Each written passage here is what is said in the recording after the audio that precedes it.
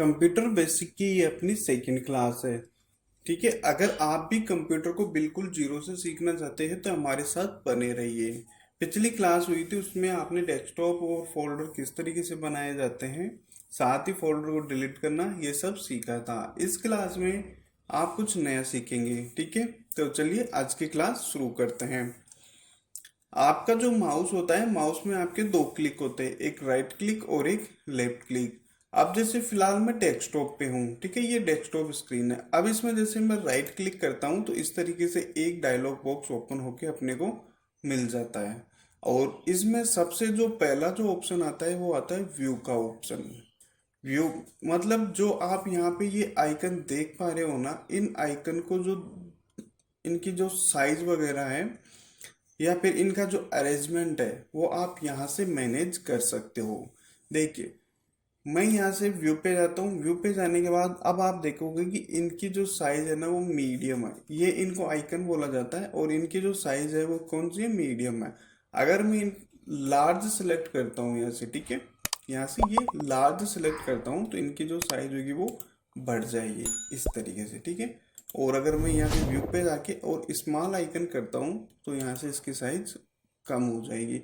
तो इस तरीके से आप व्यू पे जाके आपके जो डेस्कटॉप स्क्रीन पे जो आइकन है, उन आइकन की जो साइज है वो मैनेज कर सकते हो। एक तरीका तो ये होता है। एक तरीका होता है कि आप अपना आपका जो कीबोर्ड है कंप्यूटर का, उससे कंट्रोल प्रेस किए, ठीक है, कंट्रोल को दबा के रखना है। और इसके बाद में जैसे आपके माउस के लेफ्ट और राइट बटन है, उसके बीच में एक स्क्रॉल रहता है, तो उसको इस तरीके से घुमाना है। अगर आपको इनकी साइज बढ़ानी है या फिर कम करनी है तो आप उसके ज़रिए आप इसको कम कर सकते हो। अगर आपको इनकी साइज़ बढ़ानी है तो उसको आगे की तरफ इस तरीके से बढ़ाना है।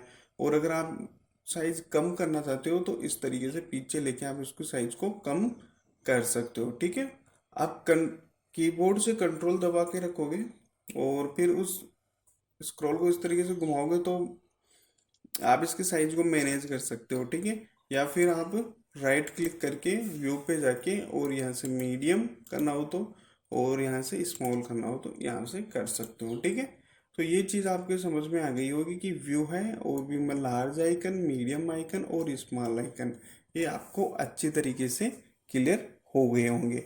अगले जो दो ऑप्शन आते हैं वो आता है ऑटो अरेंज आइकन और अलाइन टू आई अलाइंग आइकन टू ग्रिड।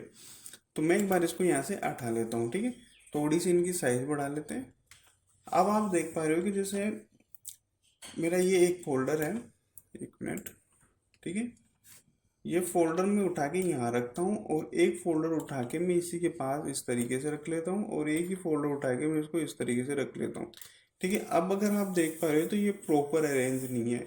और अगर इस तरीके से आपके डेस्कटॉप पे फोल्डर बिखरे हुए रहे, ठीक है, इस तरीके से आपके डेस्कटॉप पे फोल्डर बिखरे रहे तो आप क्या करोगे, या तो एक एक को सेट करोगे। अब आप अगर एक एक को सेट करोगे तो इसमें काफ़ी समय लग जाएगा। तो इसके लिए आप क्या कर सकते हो, राइट क्लिक करना।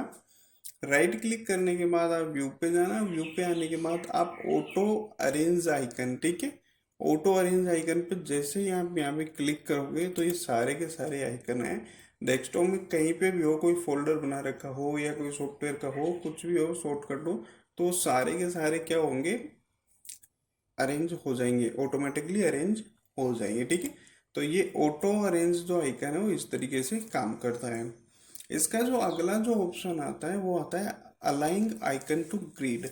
ये क्या काम करता है, जैसे ये एक फोल्डर है यहाँ पे, ठीक है, अभी जैसे मैं कहीं पे भी रखूंगा तो ये नहीं रखेंगे, क्योंकि नहीं रखे जाएंगे वहाँ पे, क्योंकि इनको मैंने ऑटो अरेंज आइकन कर रखा है। ठीक है, अब मैं इसको हटा लेता हूँ और यहाँ से मैं एक फोल्डर इसको यहाँ पे रख दिया और मैं इसको यहाँ पे रख रहा हूँ। ठीक है, इस तरीके से अब आप देख पा रहे हो कि ये वाला एक फोल्डर और दूसरा ये वाला एक फोल्डर, तो इन दोनों के बीच में एक प्रॉपर स्पेस नहीं है।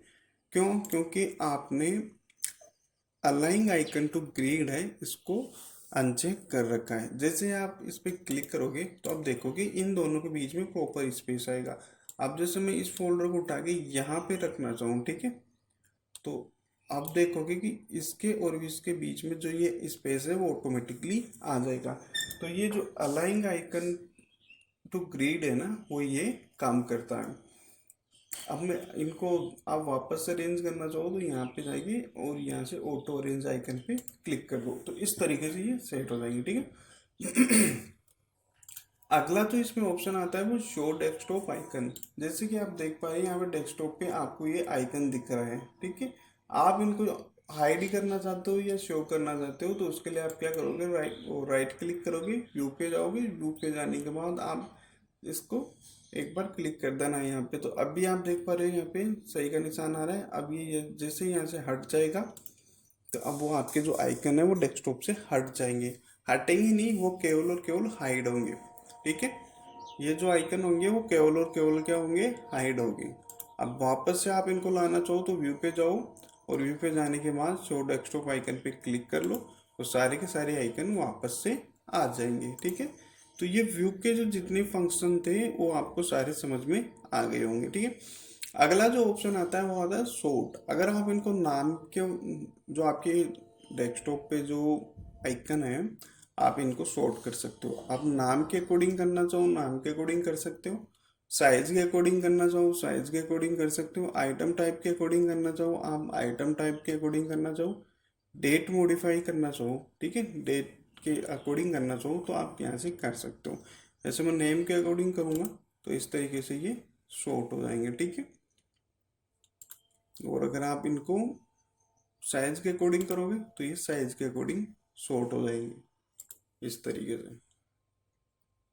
और अगर आप इनको आइटम टाइप के अकॉर्डिंग करोगे तो उसके अकॉर्डिंग सॉर्ट हो जाएंगे।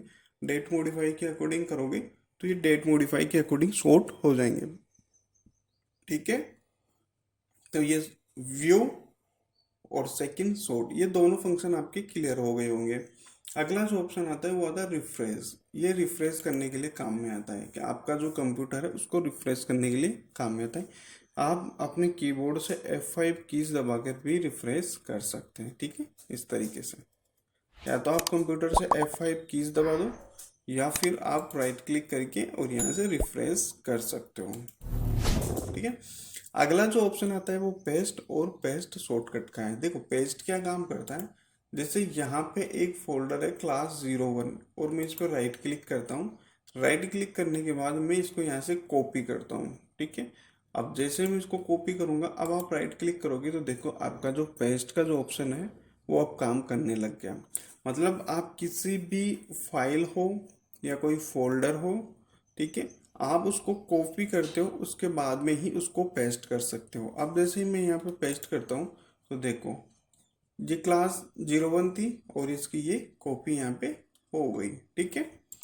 और अगर आप इसका शॉर्टकट करना चाहो पेस्ट शॉर्टकट तो इस पे जैसे ही क्लिक करोगे तो ये देखो शॉर्टकट में क्या होता है कि ये यहाँ पे ये एरो दिख रहा है ना इस तरीके का, ये आ जाता है शॉर्टकट में, ठीक है। और अब जैसे आप देखोगे यहाँ पे अंडो कॉपी, मतलब आपने जो कॉपी की है आप उसको हटाना चाहते हो, ठीक है। आपने जो कॉपी की है उसको वापस से रिवर्स करना चाहते हो या हटाना चाहते हो तो आप कंट्रोल जेड कर सकते हो या फिर इस पे क्लिक कर सकते हो इस तरीके से। ये तो आपने शॉर्टकट बनाया है, ठीक है, इसलिए ये नहीं हटा। जो आपने कॉपी कर रखी थी वो चीज़ ऐसे हट गई है। अब क्लियर हो गई होगी। और ये अब पहले आ रहा था अंडो, ठीक है, और अब आ रहा है रेडो कॉपी। रेडो कॉपी का मतलब होता है कि जो आपने कॉपी की है आप उसको वापस से लाना चाहते हो, तो इसके लिए आप क्या करोगे, यहाँ पे क्लिक कर दो इस तरीके से तो वो कॉपी आ जाएगी। और अगर इसको हटाना हो तो आप यहाँ से कंट्रोल जेड कर सकते हो, ठीक है।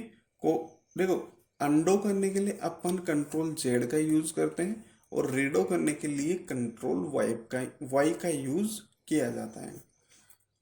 तो ये सारे ऑप्शन आपके अच्छे से क्लियर हो गए होंगे। अगला ऑप्शन आता है यहाँ से न्यू का। देखो न्यू में क्या कर सकते हो, आप कोई शॉर्टकट बना सकते हो, सॉरी आप कोई फोल्डर बना सकते हो, यहाँ से आप शॉर्टकट बना सकते हो।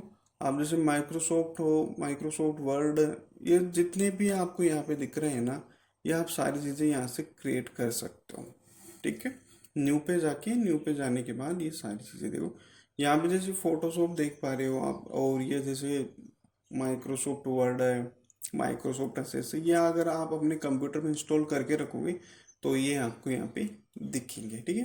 तो यहाँ से अगर नया फोल्डर बनाना हो तो यहाँ पे जाके फोल्डर पे आके एक बार आपको यहाँ पे क्लिक करना है। जैसे ही आप क्लिक करोगे तो अब आप यहाँ पे देख पा रहे हो कि ये न्यू फोल्डर 2 के नाम से आ गया है।